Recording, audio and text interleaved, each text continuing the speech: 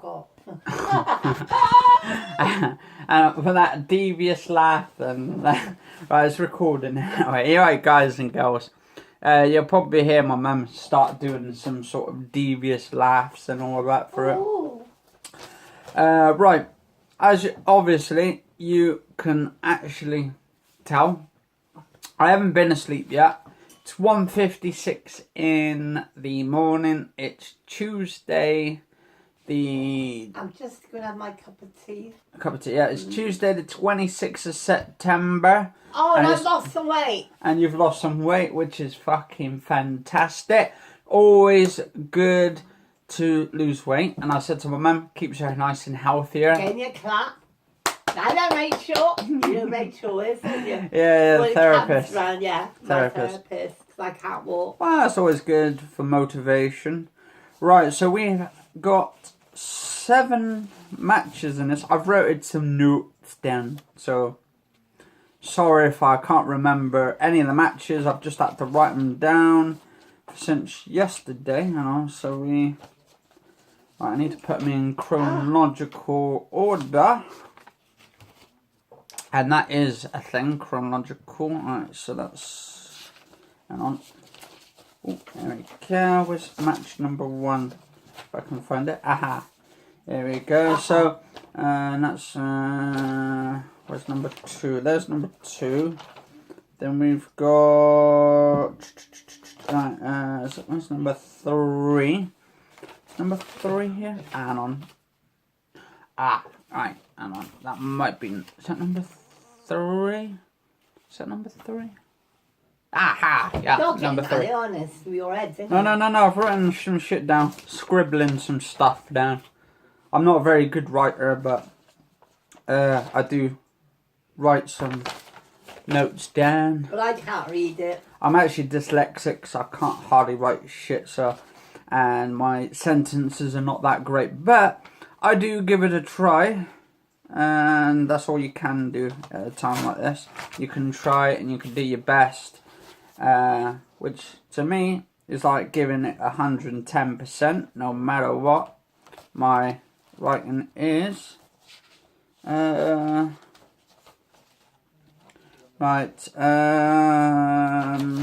Okay. Right. So we're here. Anyway, hi guys and girls. Welcome to another video of mine. Just had to sort them out. Loads and loads and loads and loads of papers, both sides. Always use both sides, that way recycles it. And you don't waste it. And I don't waste paper and stuff. So both sides, both sides, both sides. Right, so as you can already guess the title, this is my WWE No Mercy review, which was on Sunday night for the Americans, but for the English or the UK, all you pay to watch it, and it is only $9.99 on the WWE Network. Alright, so, right, match 1.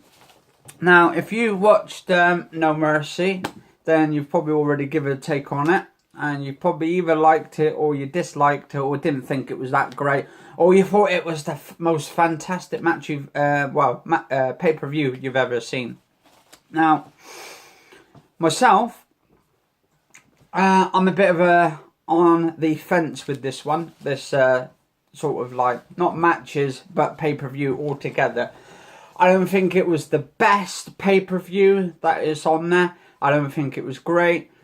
But I don't think it was bad either. I think, to be honest, I don't know what you guys and girls think. Could have been better. Could have been better. Now, if we go through match 1 to 7, because there was like, I think it was like 7 matches. It would have been 8 if you included the one before the actual No Mercy. If you'd done the pre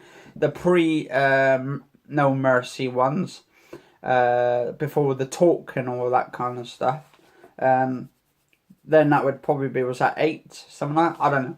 I didn't watch that one. I only watched it up from 1 o'clock till the 4 o'clock. So I watched the 3 hours event. Actually, I finished a little bit earlier, I think, than that, if I remember rightly. So, No Mercy, 2017, guys and girls, right? This is my take on it, my opinion on it, my mum's opinion, if she liked it and all that, because she watched it through there. I thought it was alright, but I didn't think it was that great as well. So I'm mixed emotions about this pay-per-view. I heard somewhere down the lines they're supposed to be killing off the WWE or something, the wrestling organisation or something. I'm not too sure, not 100%, so don't hold me to that. I've just heard it on the internet somewhere. Apparently they're supposed to be going out of business in 2019 or something. Whether they do, whether they don't, I suppose it depends on... The thing is, then they would kill off WrestleMania, which is one of the biggest ones. But apparently the WrestleMania of this year, they said, wasn't actually great for 2017, for WrestleMania 2017. They said it wasn't the best, apparently. And to be honest, I have to agree, it wasn't that great. Even though you had like The Undertaker and stuff retiring, finishing. But now we hear The Undertaker is coming back. Oh, whoopee. My God, do you know what? They should have just kept that streak going, because that was what was keeping WrestleMania alive, really, was the fact that The Undertaker was literally still undefeated. And then Brock Lesnar had to come along, even though Mr. McMahon wanted The Undertaker to give up and stuff, like his streak. I suppose in a way all streaks have to come to an end. So that's the way things is, I'm afraid. Even though there was some sad faces that The Undertaker lost. And then last year he lost again to this year, he lost again to Roman Reigns. Which, to be honest, Roman Reigns, he's not all that. And people say, people dig into him, and that's why, because he's not the best. And also, when you got John Cena as well, it's like he's taken up too much of the oxygen in there. And my mum likes him, she wants him to stay in there. But the thing is, I don't know, they need to freshen up the wrestling company. They need to add some... No, we don't want John Cena going. No, to be honest, he's been leeching off WWE for years. He's not been letting any of the new talent in, and even WWE hasn't let any of the new talent in from TNA, Impact, or and apparently now they're on about bringing TNA, actually buying TNA now, WWE, which I think could be the worst thing they've ever done, because then it'd be like a sort of a WCW where WWE bought out WCW and killed the brand off. Actually, I quite enjoyed WCW back in the days, guys and girls. Fantastic, though. Anyway, getting to the wrestling matches before we die of great old and age and all of that. Dying of old age. Right, the first match, which actually was alright. Wasn't too bad. Could have done a little bit of work on it. Was The Miz versus Jason Jordan, which was supposed to be the Kurt Angle's illegitimate sort of bastard son. That's what they called it, but illegitimate. Let's just say illegitimate son. But that's a part of the storylines and stuff. Anyway, Miz comes out first, followed by Jason Jordan, and they have like a sort of match with each other, grappling each other and all that kind of stuff. But Jason Jordan was getting like headlocked a few times, and he was doing headlocks as well and all that. And Miz done really well. Miz done quite well. Then they had some interference in that match, kind of like led up to at the end. At the end, what actually standed out for me was when Bo Dallas tried to get involved with Jason Jordan outside, and then he gets Miz comes out. Yeah, it was Miz. And his men came out first of all in the arena. Came outside. Came to the arena first. And Bo Dallas and Curtis Axel and the Miz Taraj. Anyway, then we had Jason Jordan follow suit afterwards. They had their like little sort of wrestling, backwards and forwards and all that kind of stuff. Then basically The Miz nicked Daniel Bryan's sort of maneuver which was the kicks, what he always does, and then starts doing that corner thing where he just goes into the corner and runs into the corner with his arms and shit, and does a sort of like, it's like, I'd say a top, more like a top rope sort of Bronco Buster in the corner, but a Miz Bronco Buster. That's how I can really tell on that. And then outside, which really impressed me actually, it was Jason Jordan, right?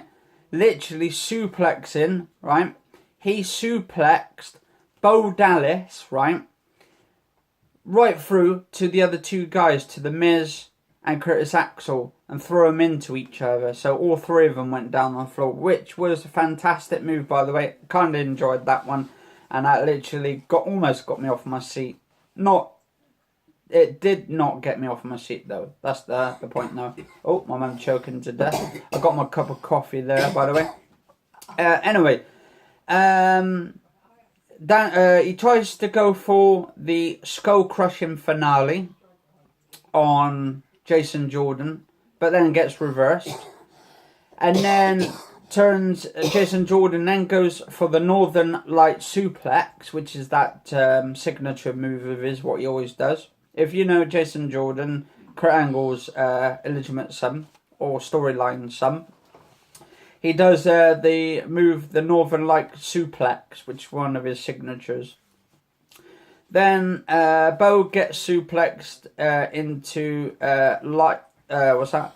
What did I put there? I can't even understand my own writing. It's suplexed, and then he does a crossface. Gets top rope on the Miz. Then he actually does the crossface on him. Yeah, Jason Jordan puts the actual crossface on the Miz. And then they all start chanting that Maurice child is not Miz's kid or child. So they all start chanting that thing, what they've been doing. So they get chants on that.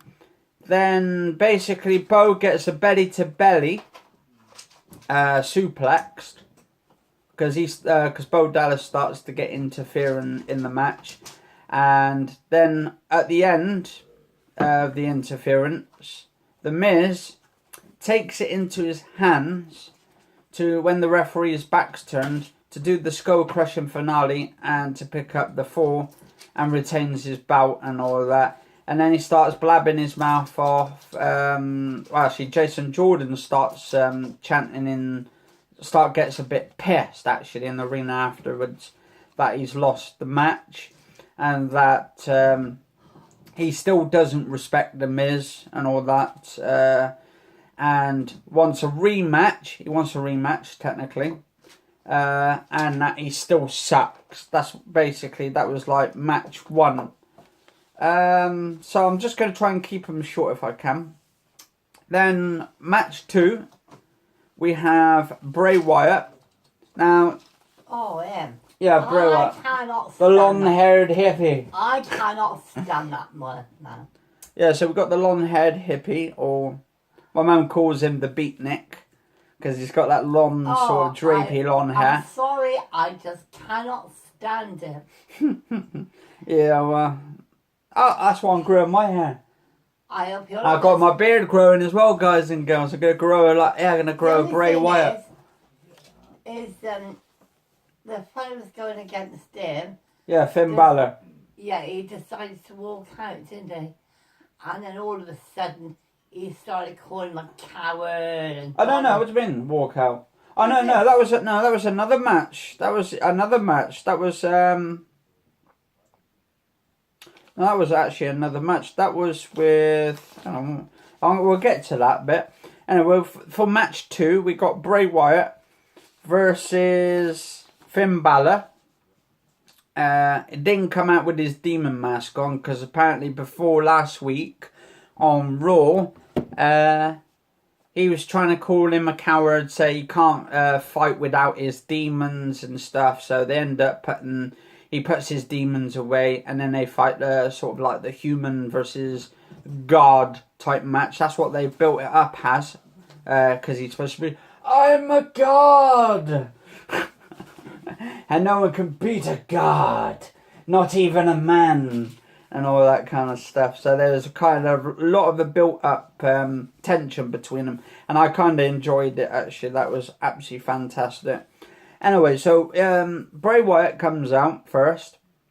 Followed by Finn Balor. Starts, and then he's like, basically he gets in the ring and then he gets attacked by Bray Wyatt straight away off the suit, outside, gets thrown through the table, and the referee comes, the loads of referees comes to aid him to see if Finn Balor's alright. So he attacked him before the match even started, which, to be honest, kind of is a bit of a coward himself, to be honest, but in the storylines and all that for the character. And then he starts laughing and gloating because he's put Finn Balor on the floor and like all that crazy fucking like laughs he does over it, and then starts like brushing his hair back and all that. And that was really fucking funny. And then You like that guy, don't you? Yeah, he's one of my favourite characters, Bray Wyatt. I mean, he's fucking hilarious. And the stuff he does, absolutely amazing for a big guy like him, just flying across the ring, doing all his hip buster, like... Bends back with his head back. Does that, like, sort of thing on the ropes, where he's got his head back, and then he does the spider thing. But he's in his match, didn't it? Yeah. Anyway, Bray Wyatt starts laughing and then calls out Finn Balor. Well, Finn Balor has basically gets taken off by the referees up by the ring, just out the side. So they're just going up the ramp. So as they're going up to the ramp, that was the part I was thinking about. As Finn Balor gets taken up to the ramp, he basically, I might have to do this as a 2-part, so this would be like a 2-part thing because I've only got about a few minutes anyway on each one. Anyway, so he goes to the top of the ramp, Finn Balor, gets taken up by the referee. Anyway, Bray Wyatt starts calling him a coward and says, you're just a pathetic human, you're not a god like me, and all this kind of jibber-jabber shit. Anyway, it starts bringing Finn Balor back up and starts getting angry and then starts building up this tension and then starts running back down to the ring. And then Bray Wyatt and him start having a fight. It goes backwards and forwards. But Bray Wyatt mostly gets the match, pretty much, mostly. Then attacks... Yeah, he attacks Finn Balor and tries to put Sister Abigail on him. Finn goes to the top rope and gets superplexed.